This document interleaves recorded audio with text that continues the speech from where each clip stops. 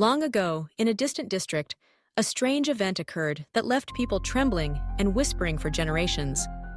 That day, the magistrate was sitting in the courthouse, piles of petitions and records spread before him. The noon sun poured into the yard, the drum of justice silent. No one expecting that this heavy stillness would soon be broken, not by man, but by a small creature. As the crowd bustled with documents and voices, the courthouse doors suddenly burst open and a dog charged straight inside. It did not bark as common dogs do. Instead, it howled long and sorrowful, a sound choked with grief, like the cry of a restless ghost. The crowd screamed in surprise. Some waved their arms to shoo it away. Others reached for sticks to drive it out. But strangely, the dog did not flee. It dashed to the front of the court, crawled beneath the magistrate's desk, and lay flat, howling and sobbing, its eyes red and glistening with tears. The magistrate, who had seen countless cases, was startled by this strange sight. He muttered, "Perhaps this creature carries some hidden grievance?" Leaning forward, his voice deep and solemn, he said, "If you truly wish to lodge a complaint, then show me." To the amazement of all, the dog seemed to understand. It leapt up, seized the hem of the magistrate's robe in its teeth, tugged hard, then released and barked furiously. It turned toward the door, paused to look back, its eyes blazing. The people buzzed in disbelief. The magistrate sat still for a moment, torn between doubt and intuition. Finally, instinct prevailed. He rose and commanded, "Follow it, let us see." The dog darted away like the wind, weaving through narrow alleys, past shabby houses and leaning walls. The guards and curious villagers hurried behind. Its bark rang out again and again, like a signal, like a guide.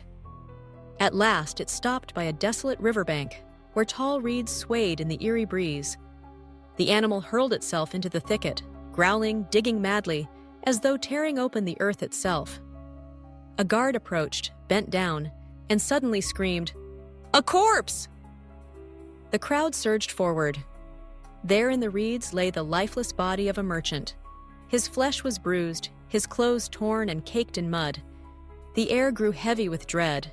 The magistrate's face hardened. He turned to the dog, his eyes sharp, and commanded, "If you know the one who committed this crime, lead us there." At once, the dog let out a long, piercing howl, echoing like a funeral horn over the water. Then it turned and ran. The guards rushed after. The magistrate spurred his horse, following close. The animal led them to an old house at the edge of the town. Without hesitation, it sprang into the yard, barking savagely, then leapt upon a young man who cowered in the corner. It bit, it clawed, it held on fiercely, refusing to release. The guards swarmed in, bound the terrified man, and dragged him back to the courthouse. By the dim light of oil lamps, the young man trembled on his knees, sweat pouring from his body.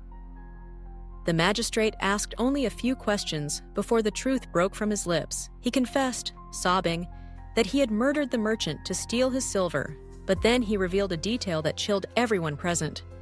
The dog was not just a witness, but the very soul of the case. The man explained that days earlier, he had purchased the dog with the intention of slaughtering it. He had bound its muzzle tightly, strung it cruelly on a pole, and carried it upside down. On the road, however, a traveling merchant passed by. Seeing the suffering animal, the merchant pitied it. He paid to buy the dog, loosened the ropes, cut its bonds, gave it pieces of meat and buns, and released it. From that moment, the dog followed faithfully behind the man, as though it had pledged its life in gratitude. But that same night, the greedy youth and his accomplices ambushed the merchant on a lonely road. They rushed from the shadows, clubs in hand, striking him again and again until he collapsed lifeless. They dragged his body into the reeds, hiding it beneath mud and weeds. The dog, witnessing the horror, lunged to bite and defend its savior, but was beaten until bloodied and broken. Unable to save the man who had freed it, the creature could only retreat, whimpering, memorizing each face, each step of the killers. The very next day, when the magistrate sat to judge cases, the dog appeared at just the right moment. Its howls, like cries of mourning, forced everyone to listen. It led the magistrate to the body, laying bare the entire crime. When the guards they found the stolen silver, the merchant's travel bag, and his ledger, every piece of evidence undeniable. Sealed. The victim's family apologized bitterly. They retrieved his body, carried him home, and buried him with honor. They took it into their household, caring for it as one of their own. It lived many more years until old age claimed it. When it died, they buried it beside the merchant's grave, erecting a stone stele to record the wondrous tale of its loyalty. Robert, who told me this story, said he still remembers the chill he felt when hearing it passed down by his elders. He believed perhaps the merchant's spirit had entered the creature, lending it strength to cry out. Or perhaps it was simply the rare, boundless loyalty of a dog. Whatever the truth, the tale became legend among the people.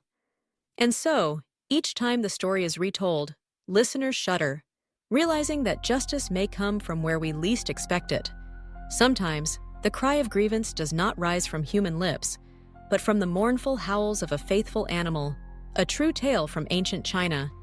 If you believe in such chilling stories, make sure to subscribe to True Ghost Encounters so you won't miss the next terrifying legend.